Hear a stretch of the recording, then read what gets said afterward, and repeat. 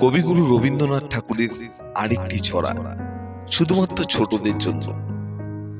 মাগো আমায় ছুটি দিতে বল, সকাল থেকে পড়েছি যে মেলা। এখন আমি তোমার ঘরে বসে করব শুধু পড়া পড়া খেলা। তুমি বলছো দুপুর এখন সবে, না হয় যেন সত্যি হলো তাই। একদিনও কি দুপুর বেলা হলে বিকেল হলো মনে করতে নাই? আমি তো বেশ ভাবতে পারি মনে, সূর্যি ডুবে গেছে মাঠের শেষে। বাগদি বুড়ি চুবড়ি ভরে নিয়ে শাক তুলছে পুকুর ধারে এসে।